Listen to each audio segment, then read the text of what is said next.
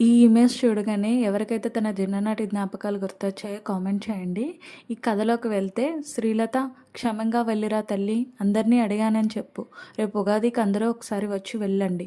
ఈ ఊర్లో ఉగాది పండుగ చాలా బాగా చేస్తారు. బస్సు కదలబోతుండగా కిటికీ దగ్గర నిలబడి అంటుంది సీతమ్మత్త. ఆమె గొంతులో అంతులేని ఆప్యాయత. సరే అత్తయ్య, ఉత్తరం రాస్తాలే, కిటికీల నుంచి చెయ్యి ఊపుతూ అంది శ్రీలత. తనను సాగనంపడానికి కుటుంబంతో వారంతా వచ్చారు. తన దగ్గర ఉన్న బంధువులు, ఫ్రెండ్స్ అందరూ వచ్చారు. ప్రకాశం మావయ్య కూడా వచ్చాడు. రమణ, పార్వతి, పద్మ, బుజ్జి అందరూ వచ్చారు. వానర సైన్యంలో పిల్లలంతా ఎంతో అల్లరి చేశారు. చిరునవ్వులతో అందరూ వీడ్కోలు చెప్పారు.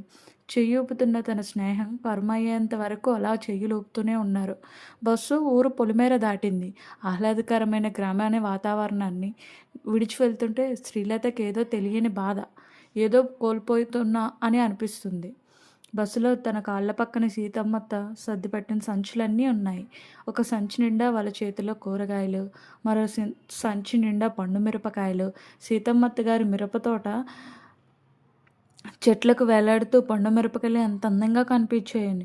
ఇవన్నీ ఎక్కడికి మోసుకు వెళ్ళేదా అత్త అంటే వింటుందా? నువ్వు మోసేదేముంది కోళ్ళ, బస్సులోనే కదా, ఒక గంట ఆగితే బస్సులో వెళ్ళిపోతావు, ఆ తర్వాత ఎంచక్క రిక్షాలో వెళ్ళొచ్చు అంది. బస్సు వేగంగా వెళ్ళిపోతుంది. శ్రీలత మనసులో ఏవో ఆలోచనలు. తాను సంక్రాంతి సెలవులు గడపడానికి పల్లెటూరుకు వచ్చింది. గతంలో ఎప్పుడూ ఊహ తెలియని విధంగా వచ్చింది. మళ్ళీ ఎప్పుడు అమ్మ పోరు పడలేక వచ్చింది.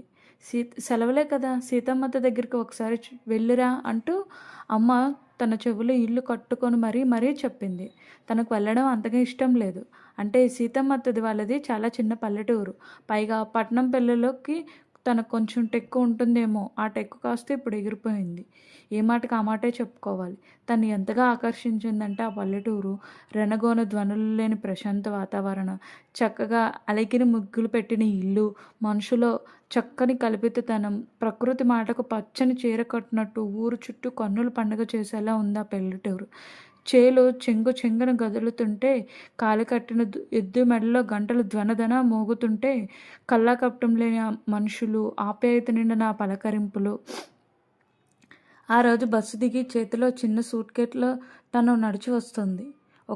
ప్రతి ఒక్కరూ తను పలకరిస్తున్నారు. ఎవరమ్మా నువ్వు, ఎవరింటికి వచ్చావు అంటూ ఎంతో ఆప్యాయంగా పలకరించారు.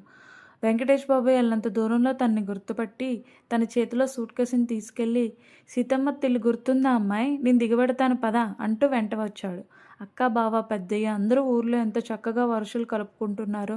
తన పట్టణంలో అయితే ఇవేవి ఉండవు. పక్కింటి వాళ్ళు కూడా పట్టించుకోరు. ఎవరి బతుకులాలే, ఎవరి తొందర వాళ్ళదే.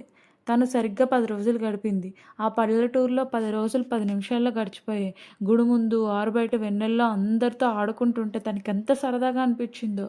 బుజ్జుగాడితో కలిసి వంట చేలకు వెళ్ళడం, ఆ వంట చేలు గుట్టు దగ్గర కూర్చొని తినడం, అత్తమ్మ కట్టిన మూట విప్పుకొని తింటుంటే తనకేదో తెలియని ఆనందం. ఇంతలోనే